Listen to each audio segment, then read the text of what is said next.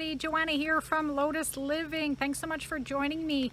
Today we're talking about empathy and how to tell if you're an empath. So I'm going to go over quickly 5 signs where you can tell if you're an empath or not and what to do about it. So here we go.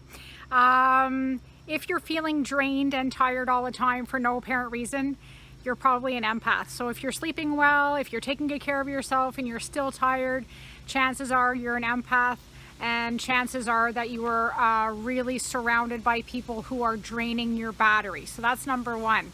Number 2, you feel like an emotional yo-yo. So what I mean by yo-yo is you're up, you're down, you're sideways, you're all over the map. One minute you're happy and totally into your own energy, and the next minute you're bursting into tears or you're having a meltdown, maybe after running into somebody, one of your colleagues or your friends, and you're not too sure why, and it's really hard to keep yourself on an even keel. This is number 2 reason if maybe perhaps you're picking up like a sponge energy from the people around you or the situations around you. Number 3, you feel inspired and healed by nature. So here I am in my happy place. I'm definitely an empath, and this is where I heal myself and feel the best, which is in Mother Nature, where I can really recharge my batteries and feel like I can just let everything go. So if this is sounding like it's ringing a bell to you, probably the 3rd clue that you're an empath. Number 4, you get very disorientated or confused or irritable and angry in large crowds or large spaces with lots of people.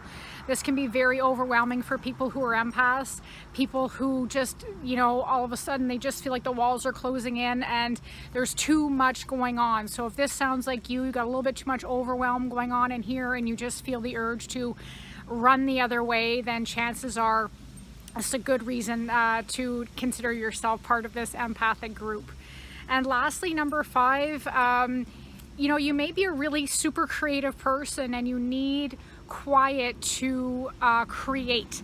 This is also a sign of being a highly empathic person, is that you really need focus and you need clarity and you need peace of mind and quiet to be in your own creative space. So if these things are ringing loudly right now, if these are big signs for you, even a couple of them probably means that you're an empath. And this is what we're going to be discussing here at Lotus Living this fall 2018. We're going to be talking a lot about how to heal your spirit and how to live in joy with your gifts. So if you happen to be an empath, there's help, there's things that you can do, and you don't have to live in misery. You don't have to live in completely depleted all the time.